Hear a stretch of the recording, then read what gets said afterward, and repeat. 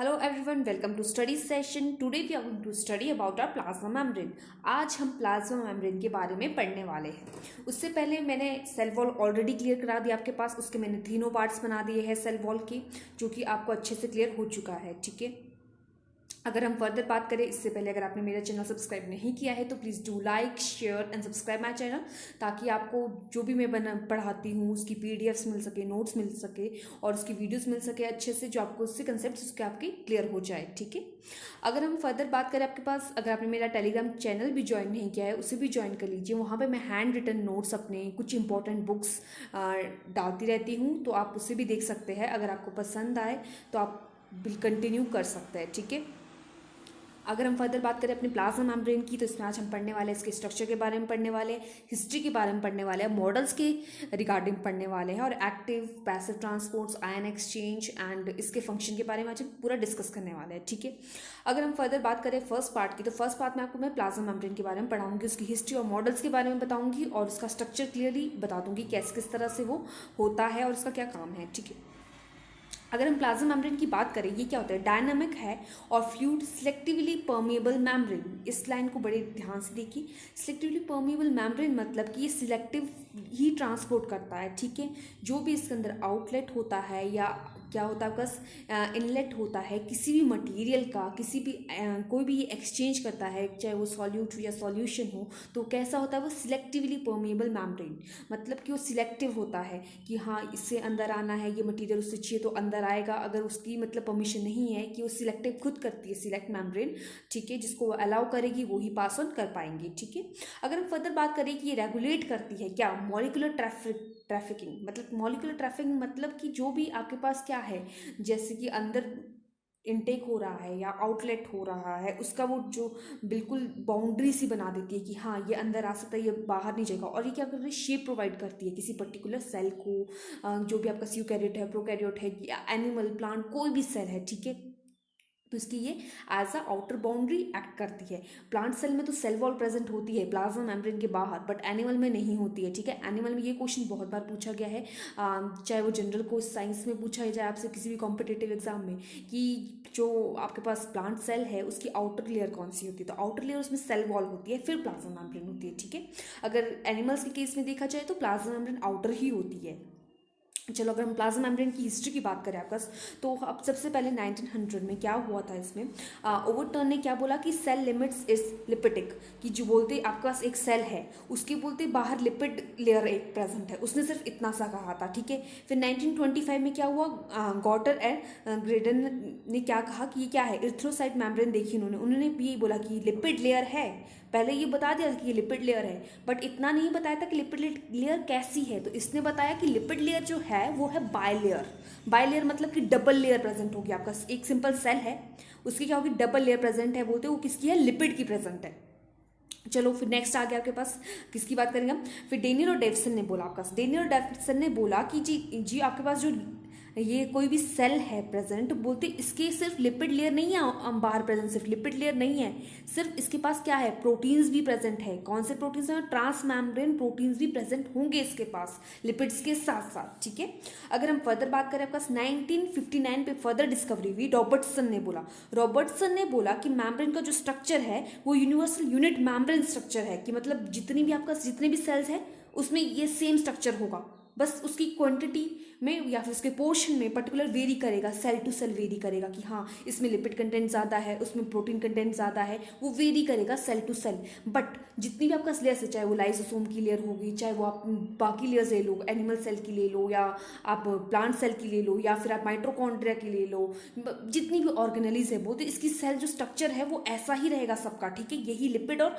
Protein की concentration है सब में। ठीक है, पर हम इसके बारे में जितने भी साइंटिस्ट हैं जिन्होंने ये सब कुछ बोला है, इसके बारे में हम डीपली पढ़ेंगे। ठीक है, इसके बाद ब्रीफली इसके बारे में डिस्कस करेंगे, जो कि इंपॉर्टेंट मॉडल्स है, इन्होंने मॉडल्स दिए हैं उसको हम अच्छे से डिस्कस करने वाले हैं आपके पास। ठीक है, अगर हम फर्दर बात करें सिंगर और निकोलसन ने, ठीक है, अगर सिंगर और निकोलसन ने जो मॉडल दिया, ठीक है, वो सबसे इंपॉर्टेंट मॉडल था, वो उसका नाम था fluid mosaic model. Fluid mosaic model सबसे इंपॉर्टेंट था, जो कि यूनिवर्सली एक्सेप्टेड मॉडल है, जो मतलब आज की डेट में हम उसे पढ़ते हैं, उसे फॉलो करते हैं कि हाँ जो इन्होंने कहा है वो बिल्कुल पर्टिकुलर बिल्कुल सही है। और उस जितने भी क्राइटेरियाज है, जैसे आयन अपटेक होगा, इन आउटलेट होगा, फ्लिप फ्लॉप होगा, जो भी कंडीशंस करती है, कोई भी जो प्लाज्मा मेम्ब्रेन है जो सब काम करती है, वो सब उसमें फिट हो जाते हैं। ठीक है, तो मतलब ये बिल्कुल एक्सेप्टेड मॉडल है, जो सिंगर और किसी निकोलसन ने दिया है। ठीक है आपके पास। और जो मेम्ब्रेन क्या करती है, लेटरल हेट्रोजेनेटी शो करती है, ठीक है, हेट्रोजेनेटी शो करती है। और जो क्या होता है, many evidence of lateral domains, उसमें लेटरल डोमेन्स के भी बहुत से एविडेंस देखे गए। इसके बारे में फर्दर डिस्कस करेंगे ब्रीफली, अब आपको समझ नहीं आएगा ये। ठीक है, अगर हम फर्दर बात करें आपका, सबसे पहले हम जो इंपॉर्टेंट वाले लेंगे सिर्फ। ठीक है, जो इंपॉर्टेंट वाला है जिसने बताया कि हाँ क्या है इसमें, उनको हम डिस्कस करेंगे, जो कि आपके exam point of view, CSIR point of view, net point of view, ठीक है, या फिर सेट पॉइंट ऑफ व्यू, या MSc पॉइंट ऑफ व्यू, जो इंपॉर्टेंट मॉडल्स हैं उनको सिर्फ डिस्कस करेंगे। ठीक है, अगर हम बात करें आपका किसकी, ग्रिंडल मॉडल की, उसमें क्या बोला इन्होंने, 1925 में ये मॉडल दिया। ठीक है, पहले उन्होंने बोला कि आपका क्या है, एक लेयर है। ठीक है, जो लेयर है वो कितनी होगी, 25 आर्मस्ट्रॉन्ग थिक होगी वो पहले। ठीक है, और उसने क्या बोला, ये कैसी होगी, बायलेयर होगी। बायलेयर मतलब डबल लेयर, कैसी, डबल लेयर होगी ये, पहली बात क्लियर हो जाए कि ये डबल लेयर है। ठीक है, तो क्या ये जब ये डबल लेयर है, so its surface area should be half than occupied by all its amphipathic lipid spread out in a monolayer. ठीक है, और इसमें क्या बोला आपके पास, जो आपके पास क्या है, सिंपल, इसमें जी आप डायग्राम देख रहे क्लियरली, इसको देख लीजिए पहले। ठीक है, इसमें क्या बोला आपका, कीजिए क्या है, पोलर हेड प्रेजेंट है। ठीक है, कोई भी आपका क्या है, बायलेयर प्रेजेंट है। बायलेयर मतलब कि डबल लेयर है, डबल लेयर आपको ऑलरेडी दिख रही है। ठीक है, अगर ये डबल लेयर है आपके पास प्रेजेंट, तो कैसी है, इसमें एक है पोलर हाइड्रोफिलिक हेड। मतलब हाइड्रोफिलिक हेड का मतलब है आपके पास, पहले आप हाइड्रो से समझ लीजिए, हाइड्रो मतलब वाटर, फिलिक मतलब लविंग, वाटर लविंग। अगर वो वाटर लविंग है तो मतलब वो क्या करेगा, वो अट्रैक्ट करेगा, ना कि वो रिपेल नहीं करेगा। क्या करेगा, वो सिर्फ अट्रैक्ट करेगा, वो हेड है आपके पास। ठीक है, अगर हम दूसरे पार्ट की बात करें आपके पास, हाइड्रोफोबिक टेल, जो आपका इसका ये हेड है और ये टेल है। अगर हम टेल की बात करें आपका, तो टेल कैसी है, वो हाइड्रोफोबिक है। वो टेल, जो ये टेल है हाइड्रोफोबिक है। इसको मैं ब्रीफली आपको समझाऊंगी, इसका पूरा स्ट्रक्चर की फॉस्फेट फैटी एसिड किस तरह से आपस में लिंक करते हैं, पर अभी आप ये जनरल सा एक समझ लीजिए। आगे जब मैं फ्लूइड मोज़ेक मॉडल बताऊंगी आपको, उसमें ढंग से इसकी केमिकल कॉम्पोजिशन अच्छे से डिस्कस करने वाली हूँ। ठीक है, बट अगर आप सिंपल सा भी जो आप माइंड में इतना सा क्लियर कर ले कि जिसका ये हेड है, ये कैसा है, हाइड्रोफिलिक है, मतलब कि वाटर लविंग है, और ये बाहर की तरफ रहेगा, किसकी तरफ है, बाहर, एक्वस, जब वाटर की तरफ, बाहर की तरफ रहेगा ये। ठीक है, जैसे यहाँ देखिए क्या है, बाहर आउटर की तरफ क्या है आपके पास, हेड है। ठीक है, तो हेड आउटर तरफ रहेगा, और इनर तरफ, इनर में क्या रहेगा आपके पास, non polar hydrophobic. Non polar मतलब ये क्या है, हाइड्रोफोबिक का मतलब क्या होता है, वाटर रिपेलिंग, जो रिपेल कर रहा है हाइड्रोफोब। ठीक है, एक फोबिया है उसको वाटर से। ठीक है, तो क्या करेगा, वो अंदर की तरफ रहेगा, वाटर की तरफ नहीं रहेगा। ठीक है ना, मतलब इनसाइड रहेगा, वो आउटसाइड की तरफ नहीं रहेगा। तो सिंपल से आपको ये, तभी एक मॉडल इस तरह से इसने बताया कि आपके पास क्या है, हाइड्रोफोबिक और हाइड्रोफिलिक, आपके पास टेल और हेड हो गए, ये इस तरह से अरेंज होंगे। ठीक है, बस इसने इतना सा बताया। अगर हम इसकी लिमिटेशंस की बात करें आपका, इसमें क्या होगा, इसने गलतियाँ क्या होगी इसकी, कि इसने मिसकैलकुलेशन कर दी। ठीक है, और इसने डिस्क्राइब नहीं किया मेम्ब्रेन की फंक्शन को, कि ये सरफेस टेंशन शो करता है, परमेबिलिटी शो करता है,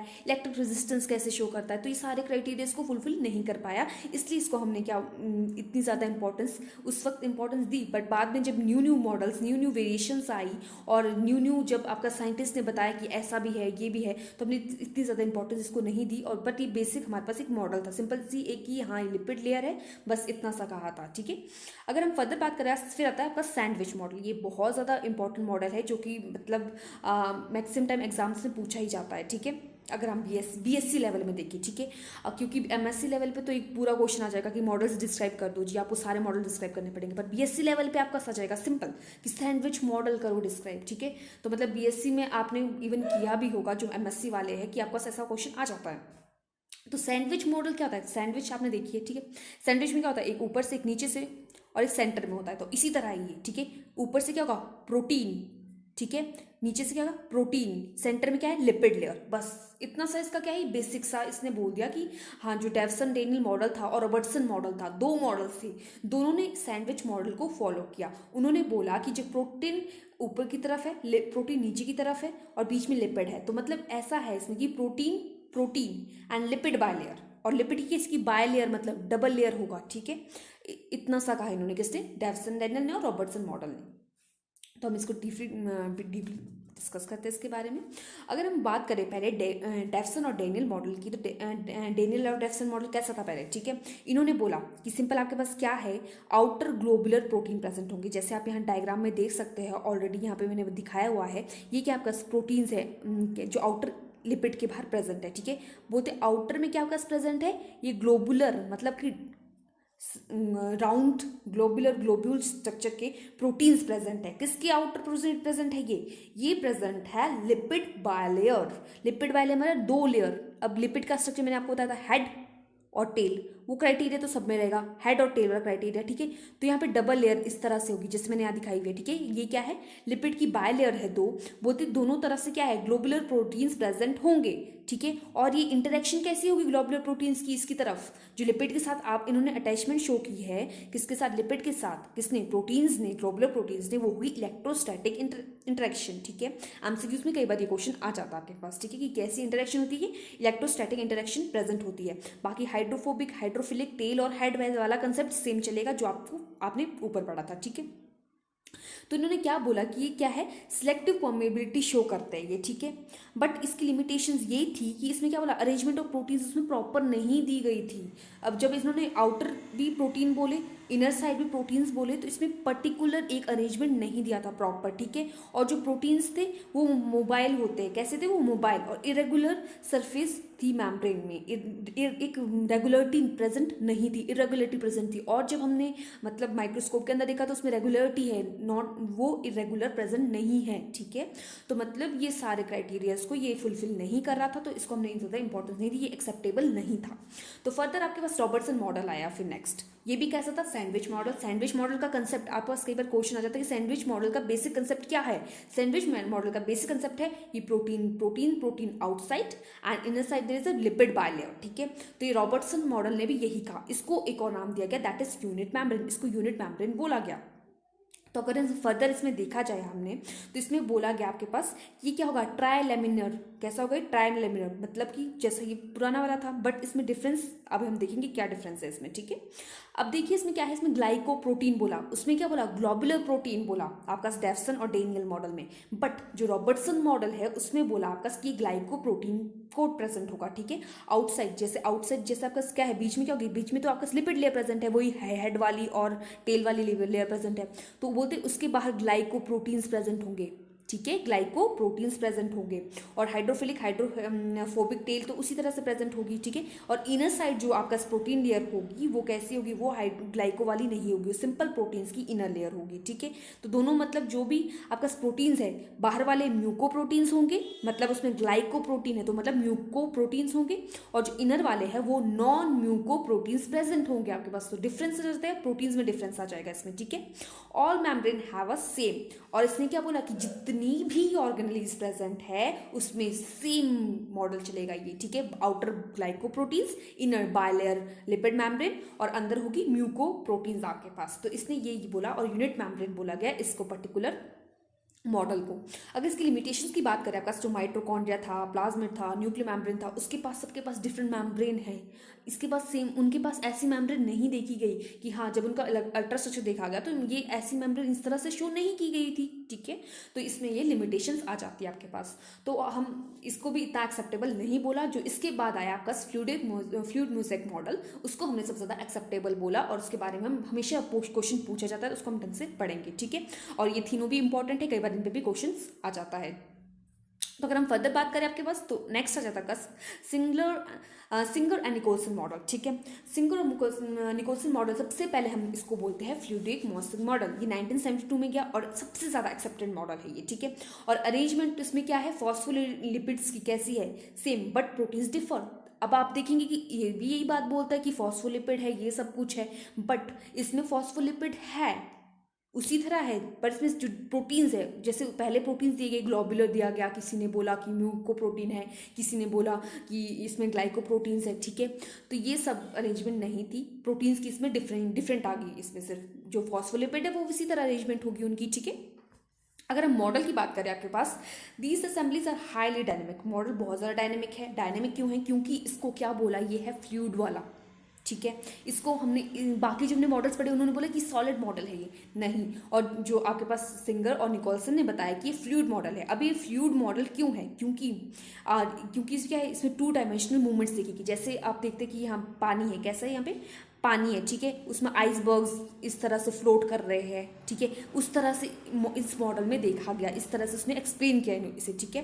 और उसने क्या बोला कि डिफरेंट मॉलिक्यूल्स, और इसको क्या बोला, फ्लूइड मोज़ेक मॉडल। आपका कई बार वाइवा हो गया, एमसीक्यूज हो गया, आपसे ये क्वेश्चन पूछा जाता है कि मोज़ेक का मतलब क्या होता है, कि फ्लूइड मोज़ेक मॉडल क्यों बोला। मोज़ेक का मतलब क्या है? मोज़ेक का मतलब ये है कि जो डिफरेंट मॉलिक्यूल्स है, चाहे वो कोलेस्ट्रॉल हो गए, फॉस्फोलिपिड हो गए, प्रोटीन्स हो गए, कार्बोहाइड्रेट्स हो गए, ये सारे इकट्ठे एक ही लेयर पे है, तो इसलिए इसको क्या बोल दिया, मोज़ेक बोल दिया। जो डिफरेंट मॉलिक्यूल्स जब एक साथ रख लिए जाते हैं तो उसको मोज़ेक बोलते हैं। तो इसलिए इसका नाम पड़ गया फ्लूइड, मतलब क्यों फ्लूइडिटी थी इसमें, फ्लूइड मोज़ेक मॉडल इसका नाम पड़ गया, ठीक है।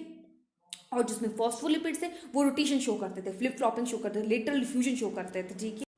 तो अगर हम नेक्स्ट करैक्टर की बात करें इसमें, कि तो आपके पास क्या हो जाता है, जो आपके पास प्लाज्मा मेम्ब्रेन आ जाती है, फ्लूइडिक मॉडल जो आपने पढ़ा वो कैसा है, एम्फिफिलिक है, बाकी मॉडल्स की तरह, मतलब उसमें हाइड्रोफोबिक प्रेजेंट होगा और हाइड्रोफिलिक पार्ट भी प्रेजेंट होगा जो कि फॉस्फोलिपिड में प्रेजेंट है, ठीक है जी। अगर हम इसकी सिंपल, अभी हम इसके स्ट्रक्चर पे आ जाते हैं। स्ट्रक्चर क्या बोलता है इसका आपके पास, सिंपली क्या है, फॉस्फोलिपिड्स प्रेजेंट है, जैसे बाकी जगह आपने पढ़ा वैसे उसी तरह प्रेजेंट है ये भी। इसमें भी हाइड्रोफोबिक टेल और हाइड्रोफिलिक हेड होगा आपके पास प्रेजेंट, ठीक है। बस इसमें डिफरेंस आ जाता है प्रोटीन्स में। प्रोटीन्स में क्या डिफरेंस आ जाता है इसमें आपके पास, जो साइड में प्रोटीन्स प्रेजेंट होंगे उसको बोला आपने पेरिफेरी प्रोटीन्स, जो कि सेंटर में प्रेजेंट होंगे बिल्कुल उसको बोला आपने कौन सा, इंटीग्रल प्रोटीन्स। इंटीग्रल प्रोटीन्स को हमने ट्रांस प्रोटीन्स ही बोल सकते हैं, और क्या बोल सकते हैं हम इसको, इंट्रिंसिक प्रोटीन्स ही बोल सकते हैं, ठीक है। जो आपका पेरिफ्री में आ जाता है, साइड में जो प्रेजेंट है प्रोटीन्स, उनको बोला पेरिफेरल प्रोटीन, और इसको हम एक्सट्रिंसिक प्रोटीन भी बोल सकते हैं। तो ये प्रोटीन्स, इसमें यही डिफरेंस आ जाता है कि किस तरह से इसमें प्रोटीन्स की जो अरेंजमेंट है वो डिफर कर रही है बाकी जितने भी आपने मॉडल्स पढ़े। तो सिर्फ इसमें यही डिफरेंस है फ्लूइडिक मोज़ेक मॉडल में। नेक्स्ट पार्ट में हम पढ़ने वाले हैं इसमें chemical composition of plasma membrane, जिसमें कि मैं आपको बताऊंगी इसमें किस किस चीज़ से बना है, फॉस्फोलिपिड से बना है, ग्लाइकोप्रोटीन, स्टिरॉल, किस किस तरह से इसमें क्या क्या कंटेंट है, कितने पोर्शन प्रेजेंट है। सो ये बहुत ज़्यादा इंपॉर्टेंट पार्ट है एमएससी के लिए भी और सीएसआई नेट के लिए भी। सो स्टे ट्यून्ड, आपको मैं नेक्स्ट पार्ट में इसको बिल्कुल ब्रीफली पढ़ाने वाली हूँ। Okay, bye bye.